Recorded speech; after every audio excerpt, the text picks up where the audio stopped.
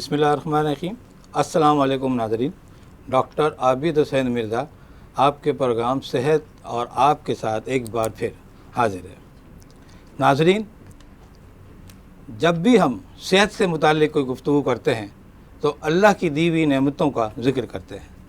अल्लाह की बेशबहा नेमतों में से बहुत सी नेमतें ऐसी हैं जिन्हें हम और आप रोज़मर्रा की ज़िंदगी में हम उसको बहुत फ़ाल भी समझते हैं और बाद औक़ात हम उन्हें इग्नोर कर देते हैं। नाज़रीन, हम उस बेशबहा बहुत से लातादाद नेमतों में से आज हम एक इंसान की एक नेमत का ज़िक्र करेंगे जो नेमत उसके जिस्म का एक हिस्सा है। आज मेरे पास डॉक्टर जमशेद साहब मौजूद हैं। हम उनसे पूछेंगे कि आज आप किस नेमत के साथ आए हैं हमारे पास। जी डॉक्टर साहब। बिस्मिल्लाहिर्रहमानिर्रहीम। अस्सलाम वालेकुम। आज हम जिस उससे मुताबिक जिस ऑर्गन से मुतालिक हम बात करेंगे वह है आँख, आई। माशाल्लाह। और आँख और नज़र के मुतालिक हम इंशाल्लाह इस प्रोग्राम में बात करेंगे कि आँख की हिफाजत कैसे करनी चाहिए, आँख के बारे में हमें क्या मालूमात होनी चाहिए, माशाल्लाह, किस हालत में हमें फ़ौरी तौर पे रुजू करना चाहिए, किन चीज़ों को हमें सीरियसली लेना चाहिए और कब कब आँख का मुआयना करवाना चाहिए। जिन लोगों को अल्लाह ताला जो नेमत देता है उसको उस नेमत के ना होने का एहसास सिर्फ उस वक्त होता है जब वो उसके पास नहीं होती है। उसकी अहमियत जब ही पता चलती है जब वो नेमत उसके पास नहीं रहती है। और जो आदमी पैदाइशी तौर पे नाबीना है उसके बारे में एक कैफियत मैंने पढ़ी, किसी का कॉल है, वो ये समझ लीजिए कोटेशन है कि when a normal person closes his eyes he see everything dark, he sees everything dark, अंधेरा हो जाता है उसकी ज़िंदगी में। और a blind person can not see that dark even. तो आपका मतलब ये हुआ कि अगर हम अल्लाह की नेमतों को देखना चाहते हैं, उसकी कुदरत का नज़ारा करना चाहते हैं, उनके बनाई हुई मखलूक को देखना चाहते हैं, तो हम अपनी आंखों की हिफाजत करें। जिन लोगों के पास आई साइड मौजूद है और जो ब्लाइंड है, वो मैं समझता हूँ कि कुछ ना कुछ अपनी बसीरत की निगाह से देखते होंगे। यकीनन खुदा ने उनको भी ज़िंदा रखा है, उनको भी कोई ना कोई मसलियत है, लेकिन असल में ये वो कंपैरिजन है जो ब्लाइंडनेस और नॉन ब्लाइंड के दरमियान की जाती है। डॉक्टर साहब, ये बताइए कि आंखें जो है हमारी ये क्या है, ये आई साइड क्या है, आई क्या कहलाती, कैसे बनती है, क्या है, ये कहाँ होती है हमारे जिस्म में? ये हमारे जो स्कल बोन है उसके अंदर ऑर्बिट्स कहलाते हैं, जिसके अंदर ये आँख का ढेला होता है। अच्छा। और इसके आँख की कनेक्शन है डायरेक्ट ब्रेन के साथ, एक नर्व के ज़रिए जिसको ऑप्टिक नर्व कहते हैं। और यहाँ से जो सिग्नल्स ट्रैवल करते हैं वो ब्रेन उसको फिर प्रोसेस करता है और वो हमें परसेप्शन आँख के पर्दे पे फिर बताता है। तो ये एक बड़ा अल्लाह ताला का एक पेचीदा सा, एक छोटी सी जगह में एक बहुत पेचीदा निज़ाम है। तो आपका क्या ख्याल है, आँख के अंदर कोई पर्दे वगैरह लगे हुए हैं, कोई लेंस वेंस लगे हुए हैं जो हम जिनके देखे हैं, क्या है? देखिए, हम लोग जब छोटी क्लासेस में पढ़ते थे तो उस वक्त आँख और कैमरे को एक मुताबिकत दी जाती थी कि जिस तरह के अंदर कैमरे के अंदर एक लेंस लगा होता है, एक उसके अंदर एपर्चर होता है और एक उसके अंदर फिल्म हुआ करती थी जिसके ऊपर तस्वीर बनती थी।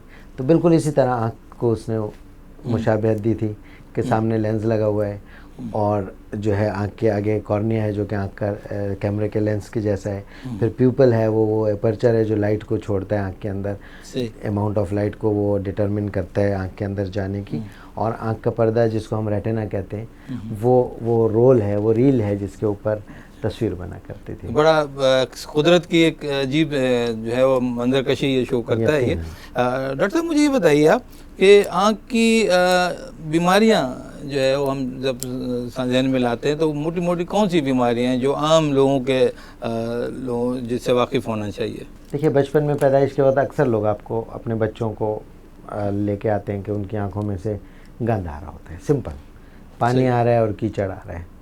ये अमूमन कुछ हमारे यहाँ हाइजीन को है, बच्चों को अक्सर लोग उस तरह से साफ़ सुथरा नहीं करते हैं शुरू में, कि बहुत से मिथ्स हैं कि भाई वो पानी लगेगा या ठंड लग जाएगी इस तरह से। तो सबसे पहले तो ये है कि ये चीज़ होती है कि आँख के अंदर, क्योंकि बर्थ कैनाल से जब बच्चा गुजर के दुनिया में आता है तो अक्सर वो थोड़ी बहुत इन्फेक्शंस ये चीज़ें कैच करता है। उसके लिए आँख का साफ रहना, और कभी कभी उसकी दवा भी ज़रूरत पड़ सकती है उसके लिए।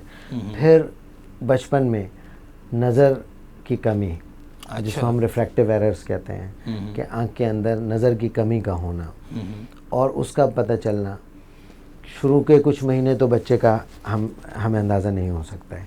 जब बच्चे की, जो हम कहते हैं कि नज़र अब टिक गई है, उसके ये डेवलपमेंट हो रही होती है रेटिनल सेल्स की। रेटिना उस वक्त, जिस वक्त बच्चा पैदा होता है, उस वक्त फुली डेवलप नहीं होता है। विजुअल स्टिमुलस जब उसको मिलता है, जब नज़र, जैसे मैं आपको देख रहा हूँ इस वक्त, ये एक स्टिमुलस है मेरे लिए। तो इस तरह दुनिया में जब वो मुख्तलिफ़ चीज़ों को देखता है बच्चा, तो उसको विजुअल स्टिमुलस मिलता है, और उसके आँख के पर्दे के अंदर विजन डेवलप होती रहती है, और ये अमल तकरीबन 8 साल की उम्र तक चलता रहता है। उसमें यह है कि अगर शुरू में उसकी नज़र अच्छी है तो अच्छी स्टिमुलस उसकी आँख तक पहुँचेगा और उसमें बेहतर डेवलपमेंट होगी। अगर किसी बच्चे की आँख में नज़र की कोई कमज़ोरी है तो वो बच्चा एक ब्लर्ड विज़न के साथ उसकी विज़न जो इम्प्रूव करेगी, वो उसमें थोड़ी बहुत कमी ज़रूर होगी। तो उसके लिए ये है कि सबसे पहले तो बच्चे का पता चल जाना कि इसकी आँख में नज़र का क्या स्टेटस है। फिर उसके बाद ये कि अगर उसको किसी ऐनक की ज़रूरत है तो उसका डिटरमिन करना कि उसको कितनी ऐनक लगनी चाहिए और उसको किस वक्त से लगनी चाहिए। फिर उसके अलावा अगर कभी कभी नहीं लगाई जाती हैं, चीज़ों का पता नहीं चलता है, या आँख के अंदर उसके साथ कोई टेढ़ापन, जिसको हम बहंगापन कहते हैं, स्क्विंट, अगर ऐसी कोई चीज़ मौजूद है तो उसको डिटरमिन करना कि क्या ये नज़र की कमी की वजह से स्क्विंट हो रहा है, या ये आँख में अदरवाइज सब कुछ ठीक है, ये मसल इम्बैलेंस है जस्ट, और उसको करेक्ट करना, कब करेक्ट करना, किस तरह से करेक्ट करना। तो ये तो बच्चों के हिसाब से बहुत जो आम सी चीज़ें हैं। डॉक्टर साहब, मैं ये पूछना चाह रहा था कि आपने बहुत अच्छा फरमाया कि मैंने नज़र से भी गुजरे हैं ऐसे बच्चे जो बाद औक़ात मैंने देखा है कि 2-2.5 साल की उम्र में वो ऐनक उनको लग जाती है, और डॉक्टर से जब मालूम किया जाता है कि नहीं, ये 2 या 3 साल ये लगाएंगे तो इनकी आँख नॉर्मल हो जाएगी। तो क्या ऐसा है कि ऐसी नज़र ऐसे बच्चों को जो आई के साथ जो प्रॉब्लम के आ रहे हैं और 2 या 3 साल लगाए, ऐनक लगाई जाए, कॉम्पनसेशन हो जाता है आँख का उसे? देखिए, हर नंबर के लिए ये चीज़ वैलिड नहीं है। अच्छा। हर आँख का एक स्टेटस नहीं होता है। बाज़ आँखें होती हैं जिनके अंदर एरर्स जो हैं वो प्लस के होते हैं, बाज़ आँखें हैं जिनके अंदर माइनस के एरर्स होते हैं। एक और चीज़ है जो हम लोग जिसको समझें कि एस्टिग्मेटिज्म जिसको हम कहते हैं, जिसमें कॉर्निया के पावर हर उसके मेरिडियन में एक जैसी नहीं होती है।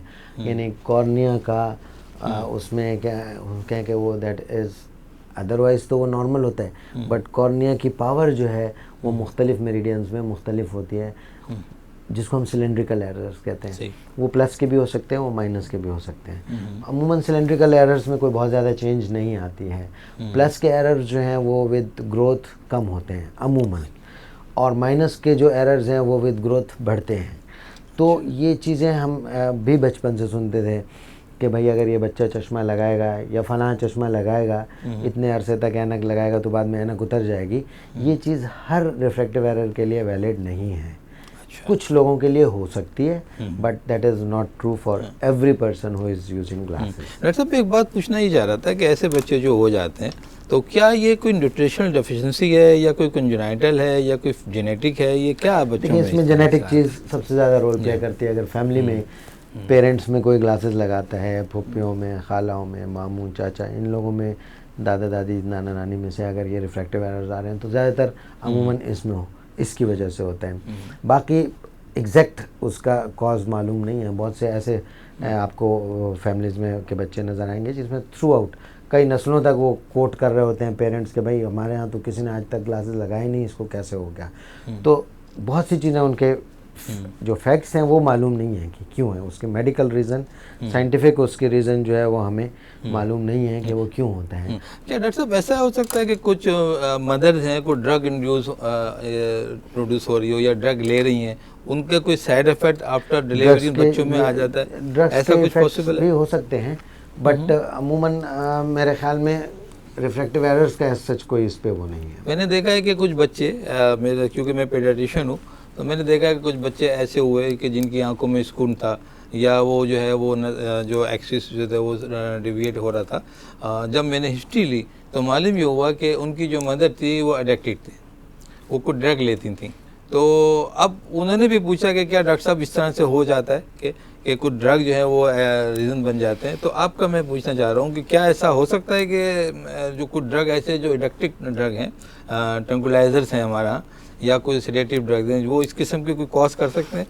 मेरे ख्याल में कोई मेरा इस अभी चीज़ का ऐसा कोई कुछ ना नहीं हुआ। कोई ना तजर्बा है, ना मैं समझता हूँ कि इस चीज़ का मेरे सामने कोई ऐसी चीज़ आई नहीं है। ठीक है।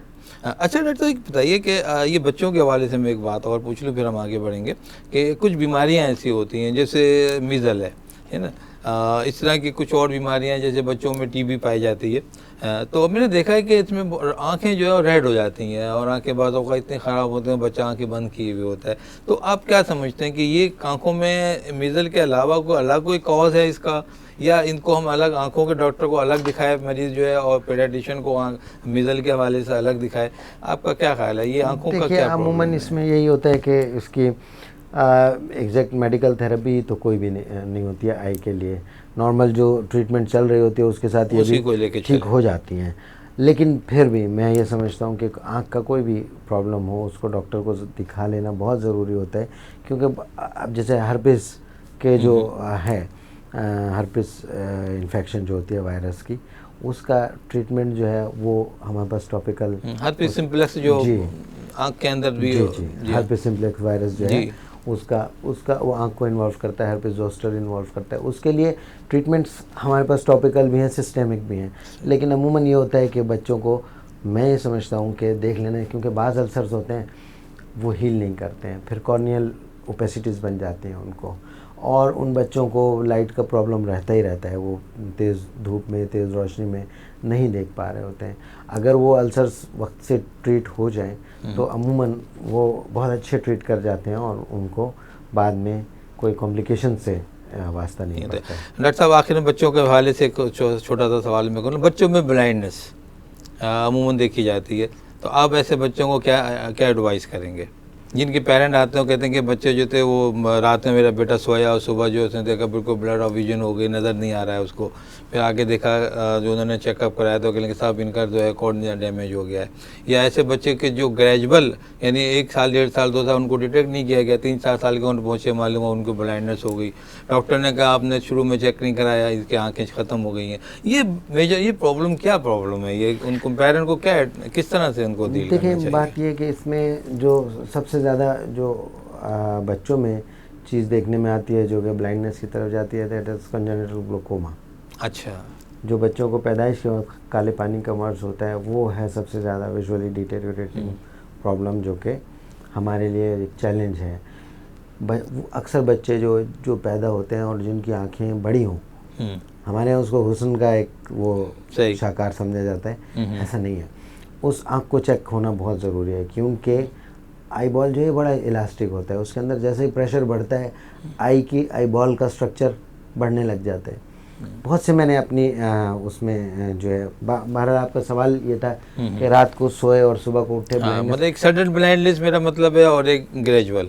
सडन ब्लाइंडनेस अमूमन बच्चों में तो ऐसी कोई कंडीशन नहीं है जिसमें होती हो, ये बड़े लोगों में हो सकती है, और अमूमन जो अल्कोहल एडिक्ट्स होते हैं उन लोगों को ऐसी चीज़ें हो जाती हैं। बच्चों में ऐसी कोई नहीं चीज़ होती है। ठीक है। या कोई ट्रॉमा खुदा न खास्ता हो गया तो उसमें हो जाता है। जी हाँ, हो सकता है। बट अदरवाइज बच्चों में जो है ये congenital glaucoma is one of the very leading cause जो कि ब्लाइंडनेस कॉज कर रहा होता है।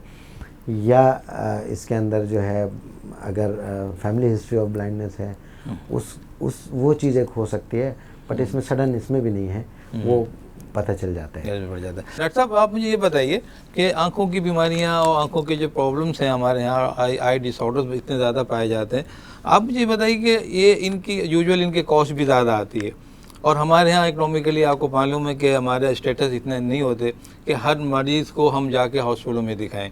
तो क्या ये आपका कोई इस किस्म का तजर्बा है कुछ चैरिटेबल के हवाले से, जो लोग चैरिटेबल हॉस्पिटल में जाते हैं मरीज़ और उनमें जो काम हो रहे होते हैं, तो क्या आप उन कामों से तसल्ली बख्श जो है वो पेशेंट आउटपुट है उनका? देखिए, पाकिस्तान में मैं समझता हूँ कि चैरिटी आँखों की जितनी होती है उतनी शायद किसी दूसरे स्पेशलिटी में पॉसिबल नहीं है, कोई हो भी नहीं रही है। पाकिस्तान का जो 40% लोड है आई का, वो एक इदारा LRBT के नाम से मशहूर है, जो कि टेक केयर करता है 40% of the whole eye services जो है वो प्रोवाइड कर रहे हैं, and that is free of cost. तो आई के हिसाब से मैं समझता हूँ पाकिस्तान बहुत इस मामले में खुशकिस्मत है कि बहुत सी, और हर शहरों में तकरीबन आपको वेलफेयर सेंटर्स बहुत से मिलेंगे। बट इसके अंदर एक दो चीज़ें समझने की ज़रूरत है। जी। बहुत से लोग जो हैं वो अपने बिज़नेस कर रहे होते हैं behind the curtain of welfare organisation, तो इस चीज़ को समझना भी बहुत ज़्यादा ज़रूरी है। जहाँ तक आपने मेरे एक्सपीरियंस की बात की, मैं इस वक्त आदम जी आई हॉस्पिटल में काम कर रहा हूँ, और आदम जी आई हॉस्पिटल बनाया ही इसी हवाले से किया गया था। उसको सन 2008 में शुरू हुआ है, और वहाँ पे हमने इस तरह की प्रोविज़न रखी थी कि जो बंदा वहाँ पे अफोर्ड ना कर सकता हो इलाज, उसको हम फ्री ऑफ कॉस्ट ट्रीट करें, और जो बंदा पैसे दे के अपना काम करा सकता हो तो वो जो ट्रीटमेंट की कॉस्ट है वो अदा करें। बाकी उसमें सर्जन फ़ी, हॉस्पिटल फ़ी, ये चीज़ें हमने वहाँ पे नहीं रखी। कंज्यूमेबल्स के पैसे हम उनसे ले लेते हैं। कुछ लोग ऐसे भी होते हैं कि जो अपने ऊपर जो फ्री के पेशेंट्स होते हैं उनकी कॉस्ट अपने साथ रखना चाहते हैं, तो वो कुछ पेशेंट्स को अपने ज़िम्मे ले लेते हैं। तो that is a very good place, clean and neat, और हमने हर तरह से उसका ख्याल रखा है। डॉक्टर साहब ये बताइए कि क्या इन चैरिटेबल में कॉर्नियल ट्रांसप्लांटेशन, कॉर्नियल का रिप्लेसमेंट है, क्या इतने महंगे जो स्टेप में वो भी लिए जा सकते हैं? देखिए, कॉर्नियल ट्रांसप्लांटेशन के लिए सेटअप का होना बहुत ज़रूरी है, आई बैंक्स का होना बहुत ज़रूरी है, क्योंकि कॉर्निया जो है हमारे पास इस तरह से रेडिली अवेलेबल चीज़ नहीं है।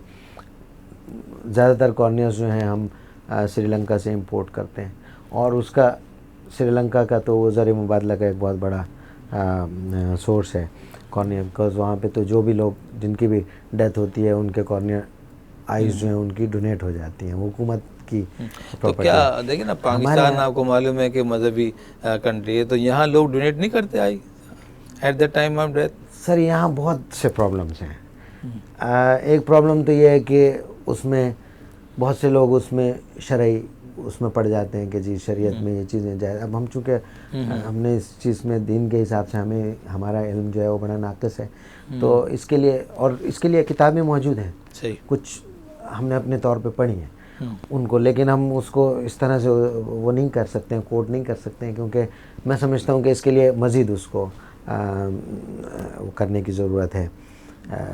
उसको क्या कहते हैं, अपना एनालिसिस करना चाहिए उसको, और गहराई में जाके देखना चाहिए। तो एक तो वो दीनी और शरई एतबार से जो चीज़ें हैं उनको भी ज़हन में रखते हुए, फिर हमारे यहाँ बहुत एक दो बड़े अजीब से मसाइल ये हैं। फॉर एग्ज़ाम्पल, एक बंदे ने मुझे बताया कि मेरे वालिद साहब ने आइज़ डोनेट की थी, कि जब मेरी डेथ हो जाए तो मैंने आइज़ डोनेट करनी है। वो साहब कहने लगे कि मैं अपने अब्बा को बहुत फैमिली की जो मुखालफत के बावजूद मैं उनको एक हॉस्पिटल ले गया और डोनेट करने के लिए, कि भाई इनकी आइज़ जो हैं वो आप ले लें, डोनेशन का इनका वसीयत थी।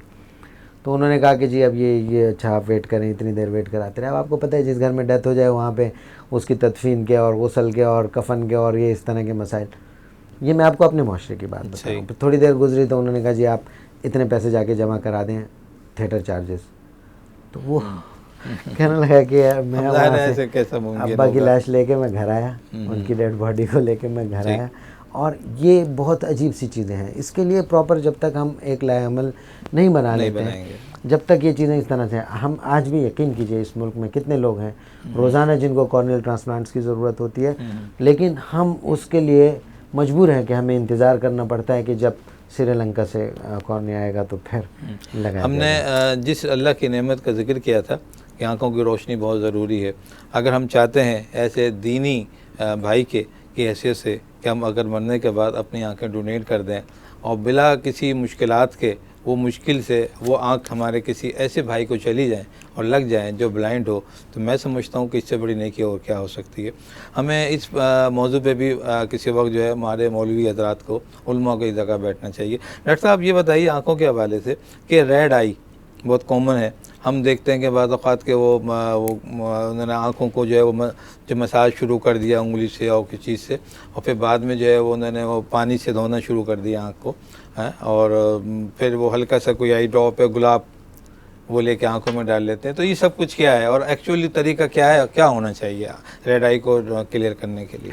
देखिए रेड आई मैं समझता हूँ कि ऑफ्थेल्मोलॉजिस्ट जो होता है, आई स्पेशलिस्ट जो भी है, उसका सबसे ज़्यादा जो उससे टाकरा होता है वो इस रेड आई से होता है। और हर रेड आई की मुख्तलिफ़ कॉजेज़ होती हैं।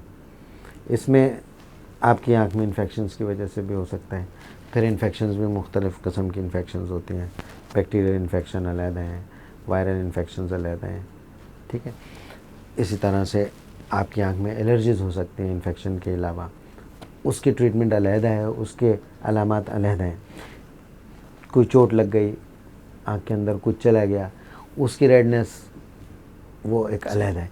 तो मैं ये समझता हूँ कि बहुत से लोग, देखिए हमारे माशरे में अभी तक कई साल हो गए हमें भी इस फील्ड में आए हुए और प्रैक्टिस करते हुए, ये अर्क गुलाब के नाम की जो एक दवा इस्तेमाल की जाती है, ये मैं कई दफ़ा कह चुका हूँ और बहुत बार बार रोज़ तकरीबन कि भाई इसको आप ख़ुद से नहीं इस्तेमाल करें, बिकॉज़ हमें नहीं पता है कि उसके अंदर कितना अर्क गुलाब है और कितनी कोई और चीज़ है। अमूमन अर्क गुलाब नहीं होता है, अमूमन होता नहीं है वो अर्क गुलाब। तो हमारे यहाँ मसला ये कि लोग डॉक्टर के पास या तो समझ लेंगे डॉक्टर के पास जाना मुश्किल है, या डॉक्टर महंगा है, या लोगों के पास टाइम नहीं है, ये चीज़ समझ में नहीं आती। हालांकि मैं समझता हूँ कि शहर में जितने ज़्यादा आँखों के हॉस्पिटल्स हैं और जितने डॉक्टर्स बैठे हैं, कोई इतना मुश्किल काम नहीं है कि रेड आई के लिए आदमी डॉक्टर को दिखा दे। और सस्ते डॉक्टर भी बैठे हैं, फ्री वाले डॉक्टर्स भी बैठे हैं। दूसरे डॉक्टर जो होते हैं ना, अब जैसे आप एक स्पेशलिटी के हैं फॉर एग्ज़ाम्पल, मुझे उस स्पेशलिटी की चीज़ें पढ़े हुए बहुत अरसा गुजर गया, उसको प्रैक्टिस करते हुए बहुत अरसा गुजर गया, मैं उस प्रैक्टिस में नहीं हूँ। इस तरह आई की या ENT वाले जो डॉक्टर्स हैं, इनकी प्रैक्टिस हर बंदे की प्रैक्टिस नहीं है। सही। तो लोगों को चाहिए कि इसके लिए जनरल कोशिश करें, और जिस डॉक्टर को जो जनरल प्रैक्टिशनर है, अगर उसको इन चीज़ का पता नहीं है तो वो भी कोशिश करे कि उसको अपनी तरफ से ट्रीट ना करे, उसको आई स्पेशलिस्ट के पास भेजे। कान में कोई मसला है तो कान के डॉक्टर के पास भेजे। ये नहीं कि उसने जो है, आपने इन्फ्लेमेटरी प्रॉब्लम था, कोई सोजिशी मर्स था, आपने उसको इन्फेक्शन समझ के एंटीबायोटिक दे दी, या कोई आपका जो है वायरल इन्फेक्शन था और आपने उसको इन्फ्लेमेशन समझ के कोई स्टेरॉइड दे दिया, तो ये उससे कंडीशन और वर्स हो जाएगी। आपका कहने का मतलब है कि सेल्फ मेडिकेशन को हमें कंडेम करना चाहिए और हमें डॉक्टरों की तरफ रजू करना चाहिए। डॉक्टर साहब, ये एक बीमारियाँ छोटी छोटी होती हैं, आँख को खुजा लेने से स्टाई बन जाती है, कैलेजोन बन जाता है, तो डॉक्टर साहब क्या है ये, इसके लिए भी क्या डॉक्टरों के पास जाना चाहिए उनको, या खुद ही कोई सेल्फ मेडिकेशन की तरफ जाना चाहिए इनको? देखिए, ये जो आपने बात की, जिसको पलकों के बिल्कुल जड़ में एक दाना सा बन जाता है, उसमें दर्द हो रहा होता है, ठीक है, उसको हम स्टाई कहते हैं। एक ये होता है कि हमारी आईलिड में, ये आँख का जो पपोटा है, इसमें एक स्वेलिंग दाना सा बन जाता है, वो पेनलेस होता है। तो जो दर्द वाला है, ये अमूमन इसकी वजह से लोग फ़ौरन डॉक्टर के पास जाते हैं। इसमें भी कोई ऐसा इतने वो नहीं है, आप सिंपली पेन किलर मेडिकेशन लें और इसकी गर्म सिकाई करते रहें, खुद ही ड्रेन हो जाता है। इसी तरह जो दूसरी चीज़ आपने कैलेजोन का जिक्र किया, ये भी एक लिड की एक वो है, क्या कहते हैं, लिड्स के अंदर छोटे छोटे ग्लैंड्स होते हैं, उन ग्लैंड्स की डक्ट्स में से कोई डक्ट ब्लॉक हो जाती है, जिसकी वजह से उसकी रतूबत उसमें जमा हो के एक स्वेलिंग सी बन जाती है, वो पेनलेस होती है, तो वो कॉस्मेटिक नेचर की ज़्यादा होती है। उसको अमूमन सर्जिकली रिमूव कराना पड़ता है। पर डिपेंड करता है, अगर 2 साल के बच्चे को, 3 साल के बच्चे को हुआ है तो उसको छोड़ दें, वो खुद ब खुद ही रिजॉल्व हो जाएगा। लेकिन अगर कोई यंग एज में है बंदा, उसकी कॉस्मेटिक रिक्वायरमेंट्स ज़्यादा होती हैं, तो अमूमन उनकी सर्जरी कर दी जाती है। डॉक्टर साहब, आपने देखा होगा कि बाद के आंखों से पानी आता है, वाटरिंग आई जी, तो ये क्या चीज़ है, ये किस तरह से इसको ट्रीट कर सकते हैं? देखिए, वाटरिंग भी अमूमन रेडनेस के साथ चल रही होती है, रेड आई के साथ वाटरिंग भी चल रही होती है, और वाटरिंग भी आँख में ज़रा सा भी कोई प्रॉब्लम होगा तो ये आँख का एक हेल्दी आँख का रिस्पॉन्स है कि वो उसमें पानी आना शुरू हो जाता है। तो सबसे पहले तो आपको कॉज मालूम करनी चाहिए कि वाटरिंग की कॉज क्या है। उसके लिए फिर वही बात आएगी कि आँख के डॉक्टर के पास जाके दिखाएं, ज़रूर देखें कि भाई वजह क्या है, क्या पानी ज़्यादा बनने की वजह से वाटरिंग हो रही है, या जो पानी आँख में नॉर्मली बन रहा है उसकी ड्रेनेज की ब्लॉकेज की वजह से आँख में से पानी आ रहा है। तो ये देखें, जब भी आँख में इन्फेक्शन होगा, पानी आएगा, आँख में कोई चीज़ पड़ जाएगी उसमें पानी आएगा, कोई एलर्जी होगी उसके अंदर पानी आएगा। फिर पानी आने का जो जिस हिसाब से पानी आ रहा होता है वो मैं समझता हूँ कि उसको डॉक्टर ही इवेल्युएट कर सकता है कि ये किस टाइप का पानी है। बाद को देखा गया है कि जो उनकी जो ड्रेनेज ट्यूब है आँख से जो बिलोंग करती है वो निडल में गिरती है, ब्लॉक हो जाती है। जी हाँ। तो क्या ये इजी प्रोसीजर है कोई इसको ड्रेन को रिमूव करने के लिए? देखिए इसमें यह है कि हम सबसे पहले देखते हैं कि पेशेंट की उम्र क्या है, किस उम्र में हो रहा है, और उसकी हमने कॉज इवेल्युएट कर ली कि भाई किस वजह से हो रहा है। जैसे आपने फरमाया ये आंसू हैं, यहाँ अल्लाह ताला ने एक ग्लैंड बनाया है जो हमारे ऑर्बिट के अंदर ही होता है, उसमें पानी बनता है और वो पानी आँख को नम रखता है। हम हर ब्लिंक के साथ आँख को हम नमी दे रहे होते हैं, उसकी सरफेस को मॉइस्ट कर रहे होते हैं, और वो पानी जो है यहाँ से आँख की एक डक्ट होती है जिसके थ्रू वो पानी ड्रेन कर जाता है और नाक के अंदर से वो हवा में एवेपोरेट हो जाता है। ये उसका बनने और उसका ड्रेनेज का जो है सिंपली ये मैकेनिज़्म है। अब देखिए अगर किसी वजह से आँख के अंदर कुछ पड़ जाता है, कुछ पड़ गया और पानी आना शुरू हुआ, तो इसका मतलब है जो उसके बनने का मैकेनिज़्म है और ड्रेनेज का मैकेनिज़्म है दोनों ठीक है। Cause is something in the eye, वो फॉरेन बॉडी है, आप उसको रिमूव करें वो ठीक हो जाएगा। इसी तरह आँख में अगर खुदा न खास्ता कोई इन्फेक्शन हो गया, कोई अल्सर बन गया, उसकी वजह से पानी आ रहा है, आप उसको ट्रीट करें वो ठीक हो जाएगा। अगर पानी सही बन रहा है लेकिन आपकी जो है डक्ट, जो ड्रेनेज की जो डक्ट है जो आउटफ्लो में काम कर रही है, वो अगर कहीं पे तंग हो गई है या बंद हो गई है उसकी वजह से है, तो फिर उसकी वाकई सर्जरी करनी पड़ती है। सर्जरी उसकी हो जाती है, 2-3 तरीक़ों से उसकी सर्जरी होती है और सक्सेस रेट उसका बेहतर है, काफ़ी हद तक लोगों को इम्प्रूवमेंट मिलती है। और अफोर्डेबल है, बिल्कुल है, क्योंकि देखिए मैंने आपसे कहा कि स्पेशली कराची की अगर हम बात करें, यहाँ पे बहुत से ऐसे हॉस्पिटल्स हैं जो कि बहुत सहूलत वाला काम कर रहे हैं सफ़ेद पोश तबके के लिए या जो नॉन अफोर्डिंग लोग हैं उनके लिए, और उनका काम बड़े आराम से हो जाते हैं। क्या डॉक्टर साहब ये बताइए कि ये वाटरिंग आई है या आँखों से पानी निकलना है, और बाज़ औक़ात जब पेशेंट ऐसे आते हैं तो हम कहते हैं कि नहीं आँखें टेस्ट कराओ अपनी, तो बाज़ औक़ात इनकी आँखें कमज़ोर नज़र आती हैं, तो क्या इसका विजन से क्या ताल्लुक़ बन रहा है इसका? देखिए बात ये कि जिन लोगों को नज़र नहीं आता है वो लोग हर वक्त उनकी आँखें एक स्ट्रेन में रहती है, एक स्ट्रेन की कैफियत में रहती है, और बहुत से लोगों के वो आप देखें वो आँखों को यूँ करके बैठे रहते हैं और बस रिफ्लेक्टिव एरर होते हैं कि वो आँख को थोड़ा सा स्क्वीज़ करने से बेहतर हो जाते हैं, तो they are not as normal as a normal person is. तो इन लोगों को उस स्ट्रेन की कैफियत में अक्सर ये होता है कि उनको वो कोरिलेट जगह आएंगे कि जी सर में दर्द हो रहा है, वो इस पर सोच ही नहीं रहे होते हैं कि हमारी आँख भी कमज़ोर हो सकती है, वो उस एक स्ट्रेन की कैफियत में होते हैं और वो कहते हैं कि जी हम तो सर में दर्द हो रहा था, डॉक्टर ने तो हमें चश्मे की बात कह दी, इसने बता दिया नज़र कमज़ोर है।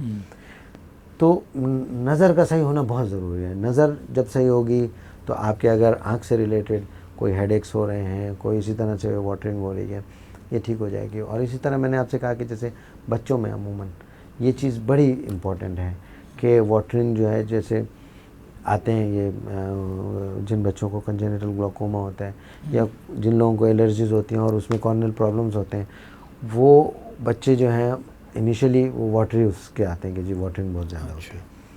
तो इस चीज़ को देखना, इस चीज़ को डायग्नोस करना और फिर उसकी प्रॉपर ट्रीटमेंट करना है। डॉक्टर साहब ये बताइए कि एक खातून है, एक एग्ज़ाम्पल मैं आपको पेश करता हूँ कि अबाउट 50 के हैं, उन्होंने जब एक सर में दर्द की कंप्लेन थी उनकी, और वो आती हैं आई स्पेशलिस्ट के पास, उन्होंने जब चेक कराया उनको, तो उन्होंने बताया कि भाई आपकी आंख में तो मोतिया आ रहा है, और जब देखा गया कि एक आंख में कहने के मैच्योर हो रहा है, दूसरे में इमेच्योर मोतिया हो रहा है, कच्चा और पक्का मोतिया जो है, जब ये बात उन्होंने सुनी तो वो हैरान हुई कि ये कैसे हो गया मेरे साथ। तो वो खातून जब मेरे पास आई तो मैंने कहा नहीं हम पता करते हैं। तो डॉक्टर साहब ये क्या है, ये क्या अचानक मोतिया जो है आ जाता है आँखों के अंदर और लोगों को जो है इतना इल्म नहीं रहता, या ये क्या कोई कंप्लेन थी जो उन्होंने इग्नोर करती रही वो खातून जो थी? ये मैं समझता हूँ बड़ा एक अहम टॉपिक है जो आज के हमारे जो मिडिल एज लोग हैं उनके लिए होगा, और आपसे इन बातों से बड़ा मुस्तफ़ीद होंगे ये लोग। देखिए 50 साल के बाद किसी भी बंदे को एज रिलेटेड कैटरेक्ट आ सकता है, बॉडी के अंदर 2 वक्तों में चेंजेस आती हैं। एक वो चेंजेस होती हैं जो 12-14 साल की उम्र में आती हैं, ग्रोथ से रिलेटेड अच्छी चेंजेस जो सब खुश हो रहे होते हैं। फिर 45-50 साल की उम्र पे एक चेंजेस आना शुरू होती हैं जो कि अमूमन हम उस पर परेशान हो रहे होते हैं। तो अब उसमें cataract is one of those conditions.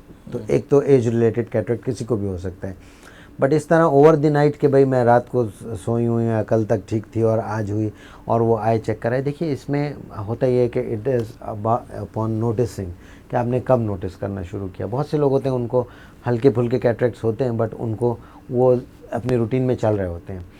बास कैटरेक्ट्स होते हैं वो तेज़ लाइट में उनको प्रॉब्लम कर रहे होते हैं, बास कैटरेक्ट होते हैं डिम लाइट में प्रॉब्लम कर रहे होते हैं। बास किसी स्पेसिफिक चीज़ को वो देखते हैं कि यार मैं कुछ अर्से पहले मैंने इस चीज़ को देखा था तो मुझे सही नज़र आ रहा था, अब मुझे ये चीज़ सही क्यों नहीं नज़र आ रही है, तो वो डॉक्टर के पास गए। तो अमूमन होते हैं कि cataract is most of the times a slow progressing thing और ये इस तरह से होता है। और अक्सर लोगों को जब आते हैं हमारे पास कैटरेक्ट के लिए हम उनसे पूछते हैं ब्लड प्रेशर के बारे में, शुगर के बारे में। बहुत से लोगों को उस वक्त डायग्नोज हो रही होती है शुगर, और शुगर के पेशेंट्स को ये चीज़ें अर्ली हो जाती हैं। डायबिटिक्स को कैटरेक्ट नॉर्मल लोगों के निस्बत ज़रा जल्दी हो जाता है। इसमें डॉक्टर साहब मुझे बताइए कि क्या ब्लड प्रेशर या और कोई सिस्टमिक डिजीज़ वो भी इसमें जो है मोतिया का सबब बन सकती है? ब्लड प्रेशर एग्जैक्टली नहीं बनता है। अपना बहुत से देखें, मैंने आपसे कहा सबसे 90% कैटरेक्ट्स होते हैं वो एज रिलेटेड होते हैं। सिर्फ एज उसमें फैक्टर जो है उसका एज है, वजह उसकी उम्र है। उसके बाद जो है वो फिर कैटरेक्ट्स आते हैं सिस्टमिक डिजीज़ में, जैसे मैंने आपसे कहा कि डायबिटीज़ की वजह से हो सकता है, ड्रग्स की वजह से हो सकता है। बहुत से लोगों ने स्टेरॉइड इस्तेमाल किए होते हैं जोड़ों के दर्द के लिए, या पुरानी एलर्जीज रही होती हैं, एस्मा के पेशेंट्स होते हैं उनको, तो वो ड्रग इंड्यूस कैटरेक्ट्स हो जाते हैं। ठीक है, चोट लगने की वजह से भी कैटरेक्ट हो सकते हैं। तो उसकी कैटरेक्ट की कॉजेज़ वैसे और भी बहुत इन सब का सर्जरी हो जाती है, सर्जरी हो जाती है और अल्हम्दुलिल्लाह सक्सेसफुल रहती है, सक्सेसफुल हो जाती है। ग्लाकोमा है या ये सब चीज़ें आँख के बाकी अगर स्ट्रक्चर्स ठीक हैं, यानी उसका रेटिना अच्छा है, उसको शुगर से अफेक्टेड नहीं है, तो कैटरेक्ट सर्जरी से हम उसको विजन दोबारा। आखिर में मैं आपसे पूछना चाहूँगा कि ये जो हमारे यहाँ कॉन्टैक्ट लेंस आ गए हैं तो इनका इस्तेमाल जो है लोग उन्हें अपने लेंस से जो ग्लासेस नॉर्मली इस्तेमाल करते हैं तो उनको हटा के कॉन्टैक्ट लेंस की तरफ आ गए, तो ये किस हद तक ये बेनिफिशियल है नए लोगों के लिए? देखिए ऑल्टरनेटिव है ग्लासेस का कॉन्टैक्ट लेंसेज। कॉन्टैक्ट लेंसेज चूँकि आँख के ऊपर डायरेक्टली लगते हैं, आई बॉल की सरफेस पे लगे होते हैं, तो उनकी हैंडलिंग, उनका सही होना, उनकी स्टेरिलाइजेशन, ये सारी चीज़ें बहुत इंपॉर्टेंट हैं कि उनको आदमी वो करे। गैर ज़रूरी तौर पे कॉन्टैक्ट लेंस मैं समझता हूँ नहीं इस्तेमाल करने चाहिए, क्योंकि उससे प्रॉब्लम हो सकती है। और ऐसी आँख जिसमें बहुत से लोग होते हैं, आपने देखा होगा सिर्फ कलर चेंज करने के लिए जो है वो कलर लेंसेज यूज़ करते हैं। मैं अमूमन मना करता हूँ उनको, क्योंकि कॉन्टैक्ट लेंस एक फॉरेन बॉडी है आँख के अंदर, उस फॉरेन बॉडी की वजह से कोई तकलीफ़ भी हो सकती है। नाज़रीन, आपने सुना हमारे डॉक्टर साहब ने मुख्तलिफ़ किस्म की बातें, मुख्तलिफ़ हकीकतें आपके सामने पेश की। मेरा कहना यही है कि आँखों का सिस्टम जो है कुदरत ने हमारे जिस्म में इतना खूबसूरत दिया है, हमें उस सिस्टम को खूबसूरती रखना चाहिए। इन सब को खूबसूरती रखने के लिए, अपनी विजन को बरकरार रखने के लिए हमें चाहिए कि हम अपने ज़रा भी कोई प्रॉब्लम हो अपने आई डॉक्टर के साथ रुजू करें, और इंशाअल्लाह जब हम रुजू करेंगे तो अपने आँखों जैसी नेमत को हम महफूज कर सकते हैं। अब इजाज़त दीजिएगा, शुक्रिया।